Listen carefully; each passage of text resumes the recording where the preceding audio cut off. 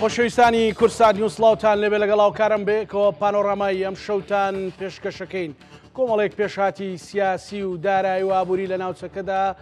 ڕوویان داوە پەیوەندی نێوان هەرێمی کوردستان و بەغدا بە جۆرێکە کە تەنانەت بۆ مانجی پێنج بەغدا ئامادە نەبووە موچە بدات. ئێمە لە ڕۆژانی ڕابردوودا بەردەوام ڕاهەندە ئابوووریەکانی داراییەکانی تەکنیکەکانیمان ڕوون کردوتەوە لە ڕێگای بەرنامە جیاجیاکان و تەنانەت هەواڵەوە. ئەمڕۆ ئەمانەوێت دیوێکی سیاسی ئەم دۆخە بخینە بەرچاوی ئێوە و گفتوگویەک لەبارەی دۆخی سیاسی و ڕاهەندە سیاسەکانی پەیوەندی نێوان هەرێمی کوردستان و بەغدا و تەنانەت دۆخی عێراقیش بکەین و پەیوەندی نێوان هێز و لایەنە سیاسەکان لە هەرێمی کوردستان. میوانی ئەم شەوی پانۆڕاما بەڕێز سەرتیبعەلی چاودێری سیاسی کاسەتی بەخێر. زۆر سوپاس دەرفەتە لەوە دەست پێ بکەین ژان و ژاری خەڵک خراپە. تایتڵێک هەیە کە هەمیشە ئەمە وەکو پێشەشیش باسم کرد باسی ئەوە کراوە کە مەسەلەن بابەتەکە تەکنیشیە، بابەتەکە داراییە، بابەتەکە پەیوەندی بە داهاتەوەیە، بەڵام هەندێک دەڵێن ڕاندی سیاسی هەیە. ئەگەر خوێندنەوەیەکی ئەو بابەتە بکەین لە هەردوو لاوەکەم و کوڕی سیاسی و دەستبادانەکە کامەیە؟ بەڵێ دەستان خۆش بەجارێکی بۆ بەرنمەکە کە هەمیشە بەرنمەکانتان پەیوەندی بە ژیان و گوزەرانی خەڵکەوە هەیە. بۆ بەڕاستی وەک لە قسەکانی جەناب باسی کرد خەڵکی کوردستان و موچەخۆران بە تایبەتی لە ڕەوشێکی زۆر خراپە ئاژین و ئەگەر لە ساڵانی پێشووترا یا لە چەند مانگی پێشووترا ئەم کێشانە کە دروست ئەبوو تەکنیکی بوو جاریوا بوو داوای چاکردنی لیستەکەیان ئەکرد چەند کۆبوونەوەیەک ڕووی ئەدا و کۆمەڵێ تێبینی و ملاحەزاتیان ئەدا بە وەفدی دانوستانکاری هەرێم و ئومێدێک هەبوو کە چارەسەر بێ، بەڵام بەداخەوەی ئێستا هیچ ئومێدێک تا ئێستا نییە کە ئەگەر بەم شێوازە بێت بۆ چارەسەرکردنی کێشەی موچە کە بەڕاستی ژیانی و لە هیچ قۆناغێکا بەم شێوازە نەبووە. ئەوە چەند مانگێکە موچە نهاتووە، موچە خۆران لە ژیانێکی سەختە ئاژین. ئەمە هەم ڕەهەندێکی تەکنیکی و ئەوەی پەیوەندی بە پەیوەندی نێوان وەزارەتی دارایی هەرێم و وەزارەتی دارایی بەغداوە هەبێ، بەڵام هەمیشە لە بیرمان نەچێ ئەم بابەتانە ڕەهەندێکی سیاسی هەیە. جاری وا هەبووە لە هەرێمەوە لەوانەیە هەڕەشەیە کرابێ لە بەغدا، بەڵام نەمانتوانیوە بیبینە سەر و تۆ لە دۆخێکای کە تۆ پێویستیت بەوە هەیە کە بەغدا بوجەت بداتێ، بەغدا موچەت بداتێ و تۆ ئێستا ناتوانی خۆت موچەی موچەخۆران دابین بکەیت و نە لە داهاتی ناوخۆ لەو داهاتانەی ترکە هەیە. بۆیە ئەبێ حکوومەتی هەرێمی کوردستان وەکو ئەوەی مەسئولە بەرامبەر بە ژیان و گوزەرانی خەڵک و حیزبە سیاسیەکان هەم لەلایەنی تەکنیکیەوە ئەوەی کە پێویستە چارەسەری بکەن و بەڕوونی بە خەڵکی کوردستان بڵێن ئێمە تێبینیەکانی بەغدامان چارەسەر کردووە، بەڵام ڕەهەندێکی سیاسی هەیە کە تا ئێستا نایەوێت و ناخوازیێت چارەسەری بکە. بۆ ئەمە بەستە بەڕاستی ئەبێ حکوومەت دەیان جار بدا لە دەرگای بەغدا ووا پێویست ئەکا، چونکە خەڵک بە دروشم خەڵک بە قسە موچەخۆر قسە ناچێتە گیرفانی کەسەوە. عەلامی هیچ شتێ چارەسەرە بێ، مەسەلەن لێرە پەیامێک بۆ بەغدا و تا تەرجەمە کرێ و لەوێ پەیامێک بۆ هەرێم باوەڕکە هیچ چارەسەر ناکرێەوە دۆخەکە ئاڵۆسترەکە و تۆ لەو مووقعە نین کە ئێمە هەڕەشەیە بکەین یان بە پەیامی ئیعلامی کێشەکان چارەسەر ناکرێ بە دانوستانکاری نزیک لە بەغدا بە خەڵکی شارەزا بە خەڵکێک کە بە زمانێکی دیبلۆماسی نەرم لەگەڵ بەغدا لەبەر ڕۆشنایی بڕیارەکانی دادگای فیدراڵی، لەبەر ڕۆشنایی یاساکار پێکراوەکان، لەبەر ڕۆشنایی دەستوری عێراق، چونکە تۆ تاکە کەرەسەیەک بەدەستەوە هەبێ بۆ نمونە دەستورە محکەمەی فیدراڵیە بەم کەناڵانە تۆ ئەتوانی بە دوای کێشەکانە بچی و باشترکردن و شەفافیەتکردنی ئەوەی کە پێڵێن لیستی موچەخۆرانی هەرێم ئەگەر ملاحەزاتی هەیە بەغدا بە ڕوونی بیڵێ و ئەمانش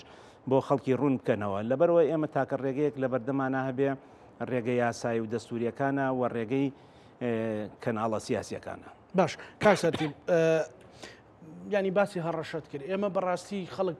هەموو جارێ بە هەڕەشەی سیاسەکان ینی کەس گیرفانی بەتاڵ نابێت لەبەر پرسەواڵاکان لە سیاسیەکان، بەڵام خەڵکێکی زۆر لە ئێستا لە قەیران و لە نەهامەتیدا لە بێموچەیدایە. بەیامی تۆ بۆ ئەو بابەتە یا سەرنجی تۆ لەسەر ئەو پرسە چی ینی بەڕاستی کە بە لێدوانی خەڵک ماندووترەکەن وێرانترەکەن؟ بەڵێ خەڵک خۆی نیگەرانە، بێموچەیە، بێگوزەرانە، بێدەرەتانە. بەڕاستی قسە و پەیامی سیاسی و هەڕەشە ناچێتە نەگیرفانی موچەخۆرانەوە نە لەگەڵ بەغدایە ئەو کەناڵیش کاریگەری هەبێ. بۆیە لە ساڵانی ڕابردووە ئەمە تاقی کراوەتەوە ئەو هەڕەشە و پەیامی سیاسی و تند و تێکدان و کشانەوە و ئەم ڕێگانە کە تاقی کراوەتەوە بەرهەمێکی نەبووە. بۆیە وەک باسمان کرد چیتر هەڕەشەکردن و چیتر پەیامی تند، چیتر بێباکبوون لە بەغدا دادی خەڵک و موچەخۆر نادا. خەڵک موچەی ئەوێ ئەوەشی موچەخۆر نییە، هەر ژیانی بەسراوەتەوە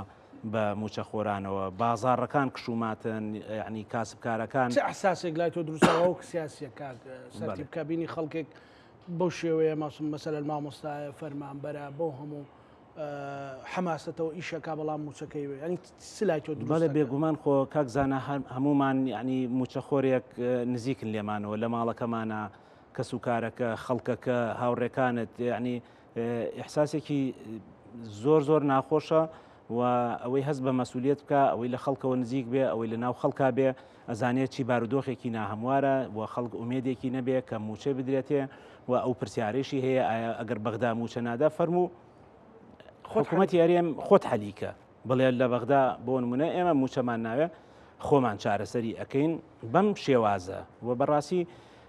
باسمان کرد قسە و پەیامی تند و ئەوانە نایخوا لەگەڵ ئەم بارودۆخە و لەگەڵ بەغدایە. بۆیە ئەبێ وەفدی هەم سیاسی هەم وەفدی حکومی ئازبەرز سەردانی بەغدا بکە و پێداگری بکەن و تەنانەت کەناڵە دیبلۆماسیەکانی لە کۆنسوڵخانە و سەفارەت و ڕێکخراوە نێودەوڵەتیەکان ئەوانەیش بهێنرێتە سەرخەت بۆ چارەسەرکردنی ئەم کێشانە لەگەڵ بەغدایە. چونکە خۆتەزانی هەمیشە قسەیان هەبووە دەورێکی وەساتە و دەورێکی خێریان بینیوە لە کاتی هەموو قەیرانەکان لە نێوان هەولێر و بەغدایە هاتوون ڕۆڵی نزیکردنەوەیان بینیوە. بچین بۆ بابەتێک بەڕاستی کە جێی سەرنجە لە ئێستادا هەرێمی کوردستان یان کورد ڕۆڵی گەورەی بینی لە ئازادی پرۆسی ئازادی عێراق وانە لە بنیادنانەوەیە لە نووسینەوەی دەستورا سەرۆک مامجەلال ڕۆڵی گەورەی بینی، حزوری کاک نوشیروان، حزوری کاک مەسعود، حزوری مەسەلەن تەنانە دکتۆر مەحموود و دکتۆر فواد و ئەوانەمووی لەوێ هەبووە. مامجەلال ڕۆڵێکی گەورەی بینی، سەرۆک کۆمارێک بوو کە عێراقیەکان بۆ چارەسەرکردنی کێشەکان ڕوویان لە ماڵی ئەوە کرد. کورد بۆ بەختای جێشتووە بۆ ئەوەی ئەنی دەسەڵاتێکی ئەوەندە سنترالی لەوێ هەیە کە پاڵی بە کوردەوە نابێ، یان کورد خۆی بۆی ئەو هەڕەشە و بەهۆی ئەو پەیامە تافیانەی هەندێک جار لێرە لێ بینین بەغدای جێهێشتووە. ینی بۆ بەغدا جێهێڵێ بۆ خۆی ناکە بە شەریکی دەسەڵاتێکی فعلی لەوێ نەک لە حکوومەت. باست کرد ئێمە دەستوری عێراق و کە ئەو سەرکردانە لەوێ بوون دەستورێک ئایا لە هیچ پارچەیەکی تری هەرێمی کوردستانە دەستورێک قانونێک هەیە بەم شێوازە مافی کوردی سلمان دەبێ؟ بێگومان نەخێر. یعنی تۆ حکوومەتی هەرێم پەرلەمان و سنووری هەرێمی کوردستان و ناوچە دابڕاوەکانت کرد بە مادەیەک کە ئەوان ناکۆکی لەسرە و خصوصیەتی هەرێمی کوردستانت پاراستووە لە دەستورە. بۆیە پێویستیت هەمیشە بە پارێزەر و وەکو چۆن ئەڵی محامیەک هەیە لە بەغدا بۆ ئەوەی کە ئەم دەستورە جێبەجێ بکرێ. ئێمە دەستورەکە وەکو تێکست وەکو دەق ئەوەی هاتووە، یعنی لە هیچ پارچەیەکی تری کوردستانە ئەم دەستکەوتە نەبووە. لەوەی لە بەغدا وەکو دەستور هاتووە مافەکانی خەڵکی کوردستان و حکوومەتی هەرێم و پەرلەمانەکەی و زمانی کوردی و دەسەڵاتە فیدراڵیەکان جیاکراوەتەوە، دەسەڵاتی هەرێمەکان جیاکراوەتەوە، زەمانەتێکی دەستوری و قانونی هەیە بۆ هەرێمی کوردستان. بەڵام هەموو یاسایەکیش پێویستی بە پارێزەری باش هەیە بۆ ئەوەی داکۆکی لێ بکە. خۆ یاسا هەیە لە محکەمەکانە، خۆتەزانی کە بابەتێک کێشەیە کە بێ خەڵک بە شوێن پارێزەری باشە ئەگەڕێ. ئەو کاتەی جەنابی مامجەلال لە بەغدا بوو لەوانەیە من و تۆش و خەڵکی تر و یەکێتێ دڵسۆزەکان حەزیان کردبێ مامجەلال لە هەرێمی کوردستان هەبێت. بەڵام ئەو بەو لەو منتەڵەقەی کە ئێمە بەغدا سەنگەرێکی پێشەوەی داکۆکیکردنە لە مافی خەڵکی کوردستان، تۆ لە بەغدابی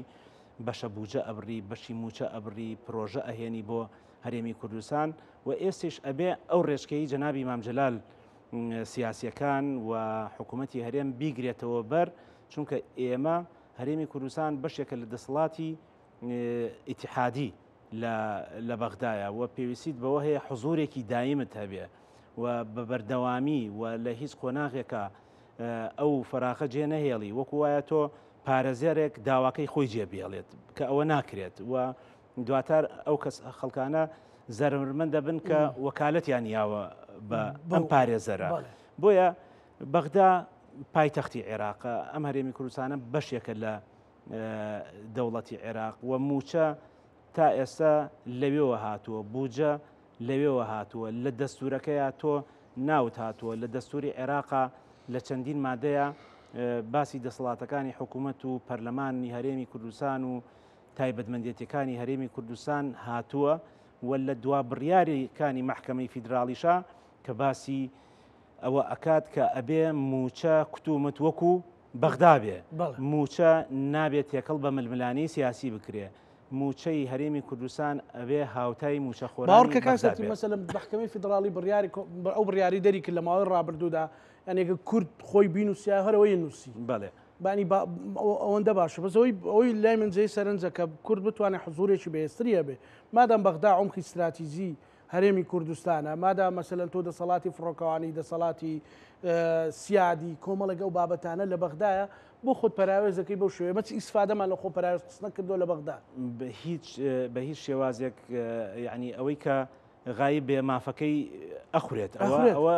ینی لە تاڵیەکان عراقین لە شیرینیەکان خۆمان دابڕیوە بەڵێ بۆیە ئەو چەند ساڵی ئەگەر تۆ تێبینی کردێت تۆ لەگەڵ بەغدایە نێوانت باش بووە بوونێکی بەهێزت هەبووە لەوێ خۆگەر تۆ مراجعی ئەو پرۆژانە بکەی لە هەرێمی کوردستانە بەشێکی زۆری لەو ساڵانە کراوە کە پێمانەوت لە ساحەفەکە و لە بەغداوە ئەهات و لێرە یعنی پرۆژەی ڕێگاوبان و ژێرخان و زانکۆ و پەیمانگا و تا موچە لە کاتی خۆیان هەموو ئەم بابەتانە ئەو کاتانە جێبەجێ ئەکرا کە تۆ لە بەغدا بوونێکی بەهێزت هەبوو لەگەڵ بوونە بەهێزەکەیە تەبایی و یەکریزی و یەک گوتاریەکی کوردیش هەبوو لە بەغدا کە ئەمە جەنابی مام جەلال خۆی چەتری کۆکەرەوەی هەموو لایەنە سیاسیەکان بوو لە بەغدایە هەموو فراکسیۆنەکان ئەچوونە خزمەتی و ڕێنمایی ئەکردن کە ئەبێ ئێوە پەرلەمان جێنەهێڵن لە ناو پەرلەمانە داکۆکی بکەن و ئەو لە سەرۆکایەتی کۆمار وەزیرەکان لە ناو ئەنجومەنی وەزیران یعنی تۆ ئەم تیمانەت بۆ ئەوەیە کە لە هەریەکە و لە کەناڵی خۆیەوە کار بکات و پارێزەری مافی خەڵکی کوردستان بێ بۆیە ئەیڵێنەوە کە بەغدا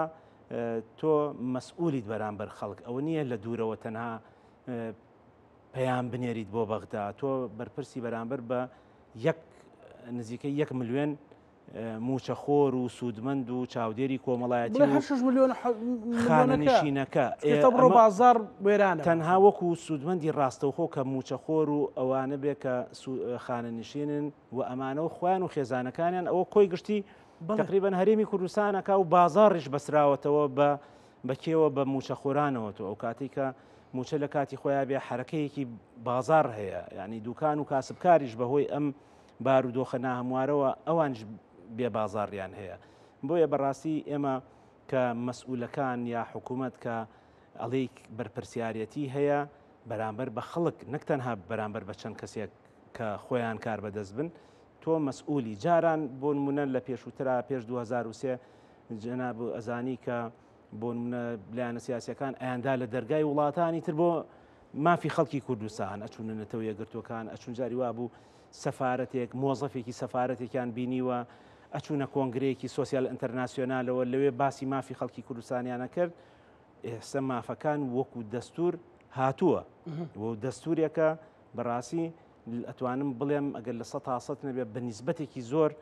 بە دڵی کورد نووسراوەتەوە و زەماناتی دەستوریشی تایە هەم بۆ پاراستنی قەوارەی هەرێم هەم بۆ پاراستنی ئیستیحقاقاتی هەرێم لە بەغدا بەڵام پێویستە کە کەناڵی دیبلۆماسی بەردەوام هەبێ لەگەڵ بەغدایە و هەستەکەی لاسەنجێک لەوەیە کاکسە تو پێ دوایە مەسەلەن تەنانە لە ناو ماڵیشی عەشا ئەو یەکدەنجیە هەبێ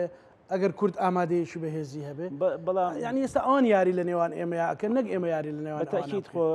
یعنی دوجار تۆ پێویستت بەوانە یعنی ئەوان لە ناو ماڵی شیعە یا ناو ماڵی سونە ئەوانش چەندین حیزب و فراکسیۆنی جیاوازن ململانیە هەیە لە نێوان خۆیانە و لەسەر پۆستەکان لەسەر گوتاری سیاسی لەسەر پەیوەندیان لەگەڵ دەروجیران و پێشهاتە نێودەوڵەتیەکانە ئەوانش بۆچوونی جیاواز هەیە لە نێوانیانە بەڵام ئێمە قسەکەمان ئێستا لەسەر ئەوەیە کە تۆ پێویستیت بەوانە یعنی لەبەر هەرێمەکەت تۆ پێویستیت بەوانە ئەوان لە مووقعەتێکن موچە بنێرن تۆ لە مووقعەتێکی پێویستیت بە موچە هەیە بۆیە تۆ پێویستیت بەوە هەیە کە لە دەرگای ئەوان بدەی و ئەم لە دەرگادانە جارێک و دووجار نەبێ و بەردەوام بێ بە تیمی بەهێز بە حزوری بەردەوام نەک تەنها سەردانێک بۆ نمونە وەزارەتی دارایی بچێت یعنی ڕۆژێک لەوێ بێت و بێتەوە ئەبێت لەوێ بە وەکو شێوازێکی لۆبیکردن تەنانەت ئەگەر پێویستیش بکات تۆ بدەیت چونکە لە عێراقا بمانەوێ نەمانەوێ یعنی بۆ نمونە مەرجع ئاینیەکان ڕۆڵیان هەیە لەسەر ئەم فراکسیۆنانە کە فراکسیۆنە شیعەکان زۆرینەی پەرلەمانی عێراقی پێکەێنن یعنی تەنانەت پێویستە تۆ لە دەرگای ئەوانیش بدەیت خۆ مەسەلەن جاران جەنابی مام جەلال سەرۆ کۆمار بوو ئەچووە نەجەف ئەچووە کەربەلا مەرجع جیاوازەکانی ئەبینی و باسی هاوخەباتی شیعە و کورد و مەزلومیەتی کورد و شیعی بۆ ئەکردن سونەکانی ئەبینی ئەوانەی کە پێشتر معارەزە بوون بەم شێوازە هەمووی کۆ کردبووە و ئاراستەی ئەکردن و کەس پێشی نەئەکەوت و لێرەوە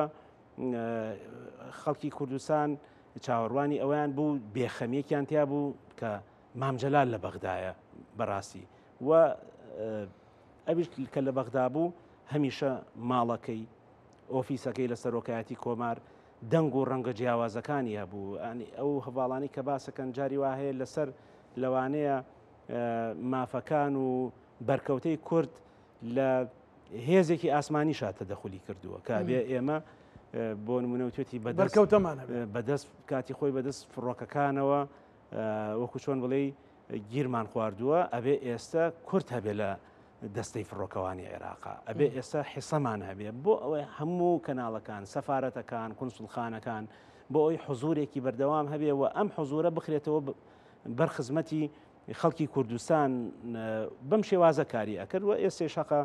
ئێمە بگەڕێنەوە سەر ئەو مدرسەیە و حزورێکی دائیم و بەهێز کەناڵی دیبلۆماسی جۆراوجۆر بکەینەوە ئێستا دوێنێ بۆ نمونە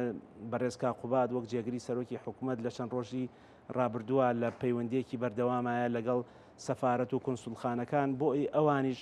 قسەیەکی خێر بکەن لەم بابەتایە کە پەیوەندیدارن کە ڕۆڵیان هەیە لە پرۆسی سیاسیە تەوسیاتیان هەیە خۆ ئەوان قرار لای ئەوان نییە بەڵام ئەتوانن یعنی عیلاقاتیان هەیە یعنی کاریگەریان هەیە و ئەمە ناشارێتەوە بەڕاستی نە لای عێراقیەکان نە لای خەڵکی کوردستان کە بە تایبەتی وڵاتە بەهێزەکان لەم بارودۆخەیە بێنە سەرخەت چونکە ئەمە لە یاسای شاهاتووە لە قەراری محکەمی فیدراڵی شاهاتووە کە ژیانی خەڵک تێکەڵی ململانی سیاسی نەکرێت. کاکسەرتی کورد ڕاستە خەڵکی باشە بووە لە بەغدا بەڵام چێ بنێرێتە بەغدا بێ و کەسایەتیانە مەسەلەن یان خەڵک چۆن گرینگە خەڵکی بەهێز لە بەغدا بێ بەڵێ بێگومان ئەبێ خەڵکێکی بەهێز و پشتبەستوو بە هێزی گەورەش لە بەغدا بێ نەک مامەڵە و مماتەڵە بە هەندێک بەڵێ ئێمە مەسەلەن یعنی وەکو خەڵکی چاودێری سیاسی شەزان کە سەرۆکی یەکێتی هەمیشە سەردانەکانی بۆ بەغدا بۆچی بووە لە پێناوی خەڵکی کوردستانە بووە و هێزێکی گەورەی وەکو یەکێتی کە بەم شێوازە خیتابی داوە کە ئێمە ئەبێ لەگەڵ بەغدایە ئەوەی کە پەیوەندی بە ژیانی خەڵکەوە هەیە ئەبێت تەبابین خلافات بەشی خۆی هەیە تا ئێستش کۆمەڵێ مادەی دەستوری هەیە جێبەجێ نەکراوە و ئەمەش گوشاری ئەوێ ئەمەش زەختی ئەوێ ئەمەش خەباتی ئەوێ بە جۆرێ لە جۆرەکان بەڵام لەم بارودۆخە ناهەموارەیە ئەوەی کە زەقە مەسلەی موچەیە بۆیە ئێستش وەفدێکی بەغدا هاتوونەتە هەرێم و ئەوەی کە باسەکرێ وەفدەکە میهەنیە زیاتر پەیوەندی بە وەزارەتی داراییەوە هەیە زیاتریش لەوانەیە لەم قۆناغەیە بابەتی خانەنشین و ئەوانە کە لە هەموو وڵاتێکە خانەنشین ڕێز لێ گیراون ئێمە تا موچەکەیان ئەوانی تا ئەو فترەی خانەنشین 5 مانگە موچیان بەڵێ لە هەموو وڵاتێکە خاننشین ئەبێ ڕێزی لێ بگیرێت تەنانە شێوازی پێدانی موچەکەیشی ئەبێ ئاسانکاری زۆری بۆ بکرێت و کار ئاسانی بۆ بکرێت بە شێوازێک کە لەوەی کە لە بەردەم بانکەکانە بەم شێوازە کۆنە بنەوە کە باشتر بووە ئێستا لە چاو بەڵام ئێستا موچەکەیان بەدەست ناکات چەندین مانگە ئەوە موچیان بەدەست ناگات بۆیە بەڕاستی حەقە حکوومەتی هەرێمی کوردستان قسەی یەکلایکەرەوەی هەبێت لەم بابەتەیە و ئیتر خەڵک بەڕاستی تۆ شەقامە بینی خەڵکە بینی کەناڵەکەتان لە ناو خەڵکایە بەرنامە ئەکا لێدوانی خەڵک وەرەگیرێ خەڵک ینی جۆرێ لە جۆرەکان تەحملی ئەوە ناکە بەڕاستی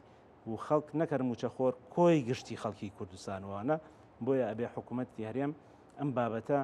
بە جۆرێک لە جۆرەکان یەکلایی بکاتەوە ئایا خۆی ڕێکە خاتەوە و لەسەر داهاتی ناوخۆ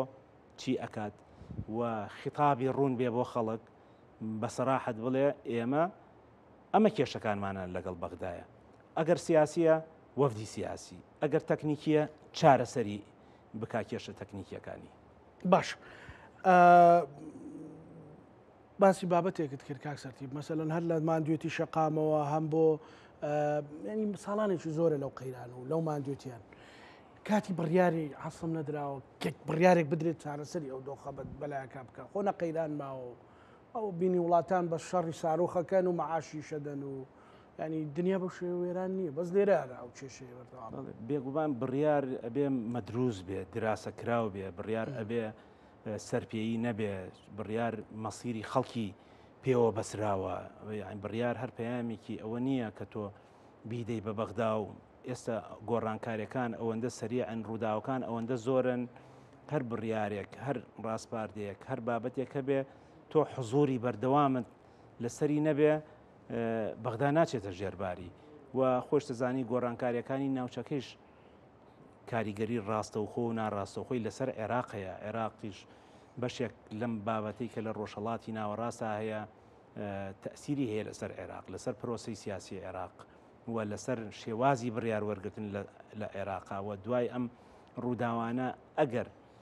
کۆتایی پێبێ حکوومەتی عێراقیش بەڕاستی بە جۆرێک ئەبێ مراجعی خۆی بکاتەوە ئەوانش لە قەیرانی گەورەی نێوان خۆیانە ئەژین ئەوانش لە قەیرانی متمانەیش خەڵک و حکوومەتەکەیانە شەڕی نێوان فراکسۆنیەکانیان و ئەم بابەتانە ئەوە نەبێ بڵێ عێراقیش دەوڵەتێکی بێکێشە بێ بەڵام ئێمە باسی حکوومەتی یاریمی کوردستانک و بەرپرسیارەتی تۆ ئەەکەین بەرامبەر بە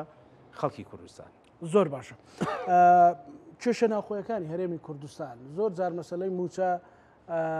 لە سلێمانی فۆکەس زۆرەکەوێتە سەر خۆپشاندان و تێکدان هەندێک جار ئەچێتە تێکدان خۆپشاندان مافی ڕەوای هەموو کەسێکە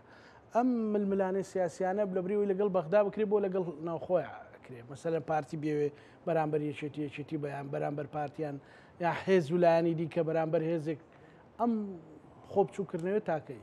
ئێمە ململانی تەندروست و مەدەنی بابەتێکی ئاساییە بە تایبەتی یەکێتی و پارتی دوو حیزبی جیاوازن دوو مەدرسەی جیاوازن ئەم ململانەیە ئەکرێت لە هەڵبژاردنە یەکلا بکرێتەوە و حیزبی جۆراوجۆری تایە هەرێمی کوردستان ململانەیە مەسن جۆرێک لە کاتی هەڵبژاردنەکانە لیستی جیاواز و قەواری جیاواز ئەمە حاڵەتێکی طبیعیە نۆرماڵە بەڵام ئەوەی کە پەیوەندی بە بەغداوە هەبێ لە حەمرین کە تۆ چیت بەو دیوە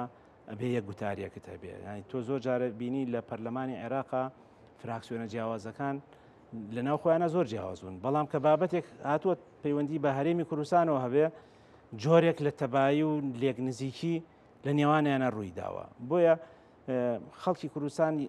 قەیرانی زۆرە کێشەی بێکاریمانەیە کێشەی موچەمان وازەحەکە هەیە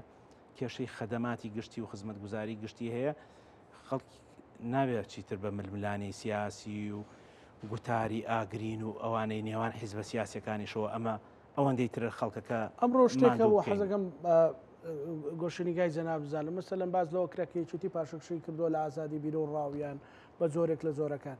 ئەگەر دەستگا ئەمنیەکان هەستێ بە مەترسێک نەکردبێ پێت وایە ڕێگری لە هیچ خۆپشاندانێک بکرێ یان دیدیەکێتی گۆڕاوە بۆ خۆپشاندان وەڵای بەڕاستی خۆی سلێمانی هەر پایتەختی ئەتوان بڵێم خۆپیشاندان و حرەکەی مەدەنی و ڕۆژنامەی ئەهلی و ڕێکخراوی مەدەنی و ئەم جم و جوڵانەی لەم دەڤەرەیە هەیە هەمیشە بەردەوام بووە بەڵام ئێستا تۆ سەیری بارودۆخی وڵاتێکی وەکو ئێران بکە لەو کاتێک کە تووشی ئەو ململانەیە کە تا ئێستش هەر بەردەوامە بەڵام کەمتر بووەتەوە جۆرێک لە ئاگربەستی ڕانەگەیەنراو هەیە سیرەکەی خەڵکەکەی ئەوێ خۆ کێشیشیان هەیە لەگەڵ حکوومەتەکەیە بەڵام لەو کاتەیە جۆرێک لە بێدەنگی هەڵە بژێرن وەنیە نەکەوەی کە بڵێ لاین بێ یا لە وڵاتێکی ترە ئێمە ئێستا خەڵک پێویستی بەوە نییە شەقامێکی ئاڵۆز هەبێ خەڵک وەکووتمان قەیرانی زۆرە کێشەی زۆرە پێویستی بەوە هەیە لایەنە سیاسیەکان زیاتر لە یەک نزیک بنەوە و پێکەوە لە دەرگای بەغدا بدەن باشە ئەو لێک نزیک بوونەوە چۆن دروستە بێ کاکسەر کە تۆ خاڵی هاوبەش بەرژەوەندی هاوبەش بۆ دروست نابێ بەداخەوە ئەمە جۆرێکە لەم ململانی خەڵکیمان خەڵکیماندوو نەکردووە بەڕاستی لەوانەیە خەڵک ئێستا تا ئێستاوە بەرەو یعنی چەند مانگێکی ماوە بێ بە ساڵێک ئینتیخابات کراوە تا ئێستا حکوومەتی هەرێم پێک نەهاتووە لە کاتێکە ئەکرێ پێکیش بێت و بە نەفەسێکی تازەوە بێت ئەوەشی ئێوێ ئۆپۆزیسیۆن بێ ئۆپۆزیسیۆن بێ و ئەمە تەبیعەتی کاری پەرلەمانیەوە حاڵەتێکی دروست و تەبیعیە بەڵام وەکوتمان لەم کاتەیە خەڵک پێویستی بە مزایداتی سیاسی نییە بەڕاستی خەڵک پێویستی بە موچەیە کێ ئەتوانێ قسەیەکی خێر لەم بابەتەیە بکە خەڵک پێ ئەزانێ کێ ئەتوانێ بچێت لە دەرگای بەغدا بدا کە یەکێتی لەوە درێغی نەکردووە هەمیشە وەفد و سەردانەکانی بەغدای بە قوڵایەکی استراتیژی بینیوە بۆ هەرێمی کوردستان ئەوەی کە پەیوەندی بە ژیانی خەڵکەوە هەیە بۆی ئەبێت تەرجیعی ئەم ئاراستەیە بکرێت زۆر باشە تەکید لەسەر زۆری بەغدا کرد تۆ منیش بەڕاستی پێم خۆشە کە تێگەیشتنێک دروست بێ ینی من ئەوەی پێم سەیر و پێم پرسیارە وەکو ڕۆژنامە نووس وەکو هاوڵاتی تۆ مافی موچەت لە بەغدایە مافی فڕینت لە بەغدایە بردومانەکرێی خەڵک پێتەڵێ ئەڵێ هەرێمی کوردستان خاوەنی سیادەی نییە لە چوارچەوەی دەستورە دەوڵەت نییە ئەبێ لە بەغداوە ینی بۆچی وا خۆمان زعیف بکەین وا خۆمان نیشان دەین بە تایبەتی با بیگەڕێنەوە بۆ سەر ئەو بارودۆخەی ئێستا هەیە لە ناوچەکە پێت وانێ ئێستا دەرفەتێکی دیکە هات پێتە پێش بۆ کورد کە بتوانێ لە بەغدایە خۆی قایمترکە ئەمە لە بەشیەکەمە باسمان کرد کە پێویستە وجودیە بێ ئێستا گۆڕانکاریەکانی ناوچەکە پێمان ناڵێن کە کورد پێگەی خۆی بەهێزتر بکاتەوە لەوێ بەڵێ خۆشبەختانە تا ئێستا هەرێمی کوردستان و کورد لەم ئاڵۆزی و ململانەیە تا ڕادەیەکی زۆر پارێزراو بووە بەڕاستی هەرچەند کاریگەری هەبوو بۆنمە چەندین ڕۆژ فڕۆکەخانەکان داخراون مەسەرەن ئەوەی پێڵەی مەرزەکان بە پێ پێویستە بوون کێشەی بۆ دروست بووە جم و جۆڵی ئابووری کێشەی بۆ دروست بووە ینی شەڕ لە هەر شوێنێکە هەبێ کاریگەری ڕاستەخۆی لەسەر ئەو وڵاتە بێت و لەسەر دراوسەکانیش ئەی بێت ئەوە ڕوون و ئاشکرایە بەڵام ئەوەی کە جەناب و مەبەستە ئێستا ڕۆژهەڵاتی ناوەڕاستیش لە ململانەیەکایە و جۆرێک لە گۆڕانکاری و لە بابەتی ئەوەی کە تەسەورە هاتوایە بۆ چوونی سیاسیەکان دوای ئەم ململانە و شەڕ و پێکدادانە لەوانەیە ناوچەکە تشکیلاتێکی تر نەک بڵین ئێمە خەریتەی هەموو وڵاتەکان بگۆڕێت مەسەلەن جۆرێک لە دانیکەم بۆی بینەر بە ئاساتر تێمەگەمە بەستەکەی تۆ ئەوەیە مەسەلەن قووەتی هێزەکان قووەتی لە ناو وڵاتان جەمسەرەکان ئەگۆڕێ و ئیتر کارکتەری نێودەوڵەتی لەم ناوەیە حەزوری زیاتر هەبووە خۆتان نەزانن و پرۆسەی ئاشتی لە باکووری کوردستان ئەوش ئەو بەدەمەوە هاتنە و ئەوەی سەرەتای دەوڵەتی تورکیا ئەم ململانیانەی بە هەند وەرگرت بوو کە بەو شێوازە بەڵێ پێشتر ئەیانزانی خوێندنەوەیان هەیە ویان هەیە سەرچاویان هەیە تەحلیلەکەن بۆ بارودۆخەکان لێدوانی دەوڵەت باخچەلی کاڵێ ئەمەی کە ڕوبەڕووی هەندێک وڵاتە بێتەوە ڕوبەڕووی تورکیایشە بێتەوە بۆیە ئەوان کە بەو سریعە هاتنە پێش بۆ پرۆسەی ئاشتی کە هەموو حیزبەکانی خەڵکی کوردستان پشتیوانە یەکێتی نیشتیمانی کوردستان ساڵانێکە خەبات بۆ ئەوەکە کە پرۆسی ئاشتی لە سەردەمی جەنابی مام جەلالەوە کە لە باکووری کوردستان سەر بگرێ هەنگاوێک بچێتە پێشەوە ئەمە دەرەنجامی ئەم بارودۆخەیە وە تەنانەت ئەوەی ئێستا بەغدا وەفدێکی ناردووە جۆرێک لە سەرەتای مبادرەیەک دەستی پێ کردووە بە بۆچوونی خەڵکی سیاسی ئەمە خوێندنەوەیانە بۆ ئەم ڕووداوانەی کە لە چەند مانگە دەرفەت هەیە هەمیشە دەرفەت هەیە بەڵام پێویستی بەوە هەیە کێ ئەم دەرفەتە ئەخۆزیێتەوە کێ ئەتوانێت ئەم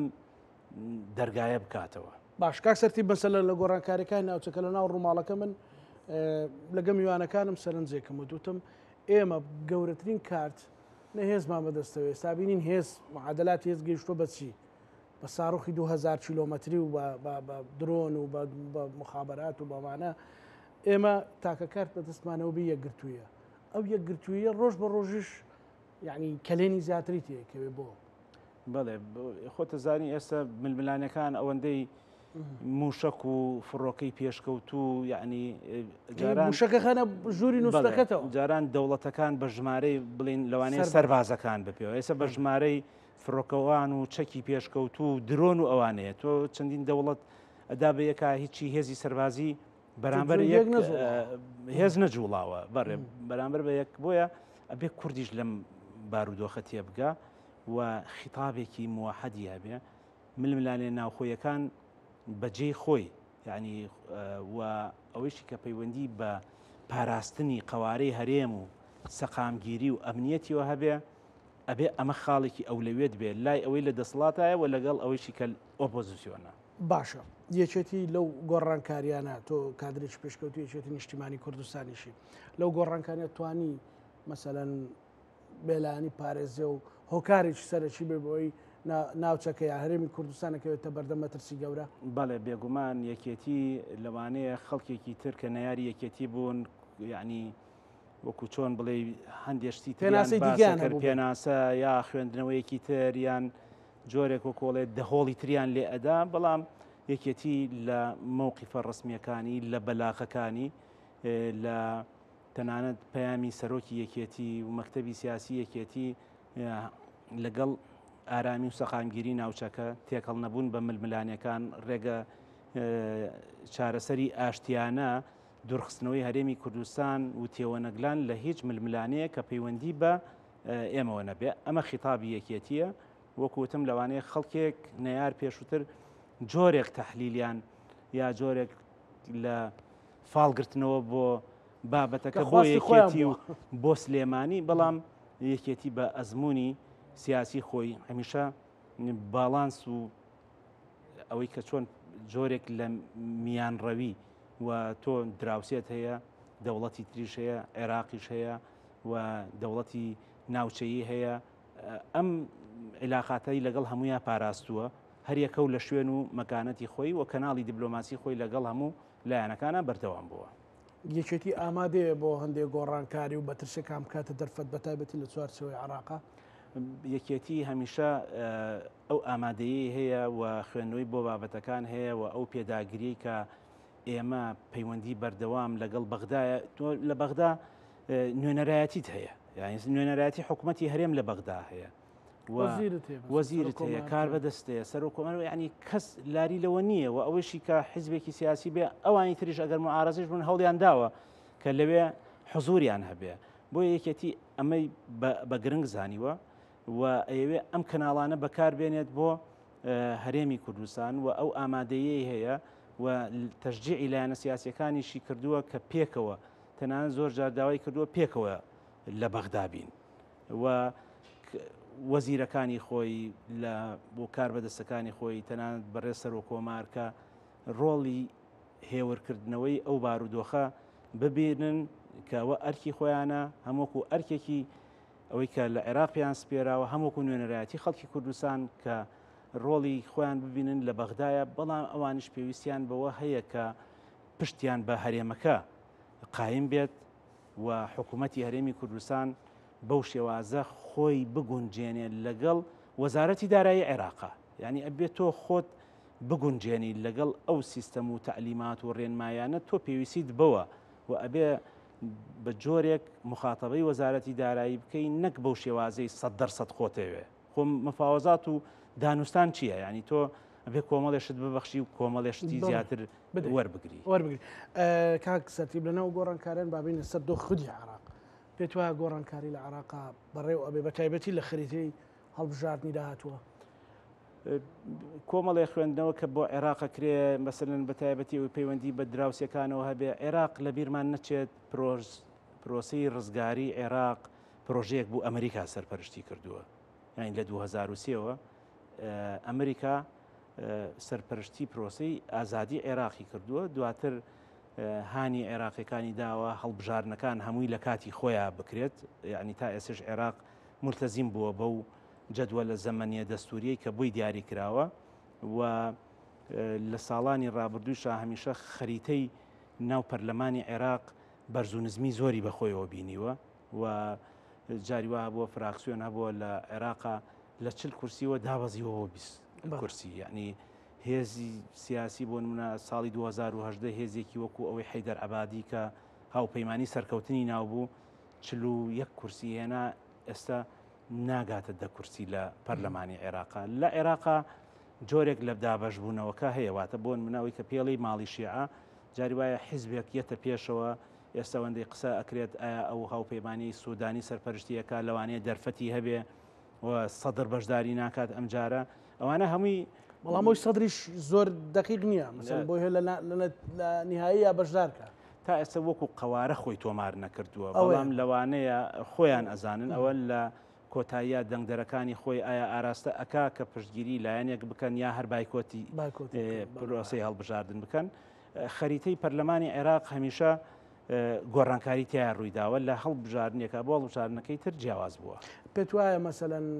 سونەکان هێز و قۆتی دیکەەوە بێنەوە پێشەوە بە تایبەتی مەترسیەکە بوو ئەو گۆڕانکاریانە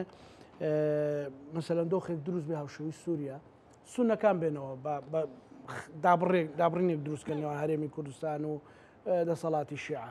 ینی هەڵبیشە مەترسیەکە بوو جا باسی کۆنە بەعسیەکانیانە کرد هەندێک جار باسی زۆرێک لە دەسەڵات ینی هێزێکی تۆکمەی سونیانە بەڵێ بە پێی ئەزمموی ساڵانی ڕابردوو ماڵی سونەی هەمیشە ئەوانیش ماڵێکی پەرتەوازە بووە و زیاتر لە دوو هێزی سەرەکیە ئێستا لە ئەوەی کە هەیە لە پەرلەمانی عێراقا دوو هێزی سەرەکی و هێزی ئەوەی موسەنا سامەڕایی لەگەڵ خەمیس خەنجەر و حەلبوسی ینی ئەم دوانەی ئەخیریان سەرەکی ترن موسەنا سامەڕایی و هەندێ تەحالوفاتی بچووکیشیان هەیە ئەوان تا ئێستا بەو نەیانتوانیوە خطابی خۆیان یەک بخەن و ئەو بابەتانە هەمیشە هاتووەتە پێشەوە مەسلەی هەرێمی سونەکان مەسلەی ئایا هەرێمی سونەکان دەواازەیەکی هەیە لەگەڵ سووریایە بەشێکی دراوسەکانیان لەوێ عەرەبی سونن بەشێکی کووردە بەڵام بەو شێوازەی کە خوێندنەوەی بۆ ئەکرا بە تایبەتی لە چەند مانگی ڕابردووە کە ئەوە هێزێک دێتە عێراق و بەغدا ڕزگارەکات و بەو شێوازە ئەبێت و جۆرێک لە ئینقلاب و ئەوانە یعنی ڕای نێودوڵەتی تەبەنی ئەم بابەتانە ناکات چونکە عێراق تا ئێستا هەڵبژاردن یعنی وەکو سووریا نەبووە یەک حیزب بێت و هەڵبژاردنێکی شکلی بکرێت وەکو مەسەلەن یەمەن نەبووە وەکو ئەو وڵاتانەی کە لە بەهاری عەرەبیا بەرکەوتن و گۆڕانکاری گەورەیان تیا ڕوویدا خۆتەزانی عێراق بەر ئەو شەپۆلی بەهاری عەرەبیە نەکەوت چونکە جۆرێک لە ئەگەر هەڵبژاردن بە هەموو خەوشەکانیوە هەبێت لە ناو پەرلەمانی عێراقا جۆرێک لە جیاوازی و جۆرێک لە تەوافقاتیش هەبووە پۆستەکان یعنی لە نێوان شیعە و سونە و کووردا دابەش کراوە مەنسەبە سیادیەکان جۆرێک لە تەوافق هەبووە دوجار یعنی زیاتر ململانیەکان کەوتوتەوە ناو با بڵین یا تائیفەیەک یا مەزهەبێک یان نەتەوەیەک بەم شێوازە کەوتوتەوە یعنی ئەوەی کە باس ئەکرێ ئێستشی لەگەڵا بێ وڵاتانی نێودوڵەتی مەسەرن نەتەوەیە گرتوەکان تەشجیعی هاندانی انتخابات و شێوازی دیموکراسی ئەکەن لە عێراقا نەک بە شێوازێکی تر کە لە پێشا تاقی کرابێتەوە و تائیفەیەک بەسەر ئەویترا زیاد بکەن بۆیە دەتوانێت ئێستاش هەر ئەوە بێ تا ئێستش ئەوەیە کە بەم شێوازە پرۆسی سیاسی عێراق بەردەوام بێ انتخابات لە کاتی خۆیان بکرێ پێجوایە هیچ گۆڕانکارێک لە وادەی انتخاباتە دروست بێ بۆ حاڵ و زروف ئایا ئەم زروف و بردومانە عێراق ئەگرێتەوە کە هەندێ بۆچوون هەیە لەواندەیە هەندێ شوێن بگرێتەوە ینی ئەمانە خۆ کاک زانە بەڕاستی هەندێشت ڕوو ئەدا ینی ئەوەی کە لە بۆن منە لە بەرنامە و تەختیتی ئەو دەوڵەتانە هەیە بەیش ڕۆژنامە نووسێکی ناڵێن بە تۆ زانی جۆرێک لە ڕەگەزی عنسوری مفاجئە هەیە تۆ سەورەکەی ئاشتی سەریگر کە ئەڵێ 14 ڕۆژ 2 هەفتە ئەدەین بۆ دانوستان لە شەوێکە بۆ نمونە شتێک ڕوو ئەدا یعنی مفاجئەی تایە جا ئەگەر بێت و هەموو شتەکانی ئەوان لە لای هەموو هاوڵاتیەک هەبێ تەسەور ناکەم ئەو ئاراستە بەو شێوازە بێ بەڵام زیاتر ئەوەی کە عێراق وەکوتم تا ئێستا سەفارەتی ئەمریکای لێە نەتەوەیە گرتوەکانی لێە سەفارەتی دەوڵەتە بەهێزەکانی لێە تەشجیعی انتخاباتەکەن ئەگەر حاڵەتێکی تاریخ یعنی نەخوازرا و نێتە پێشەوە زۆر زۆر سپاس بۆ بەڕێز سەرتێب عەلی چاودێری سیاسی بەڕێزی کاکزانە دەرفەتە سەلامەتی زۆر سپاس. بینەرانی خۆشەویست لەگەڵ هاوکارانم بەیەکەوە پانۆڕامای ئەم شۆمان پێشکەشکردنە مولایەکتان ئەمانەتی خوای گەورە بن خواتان.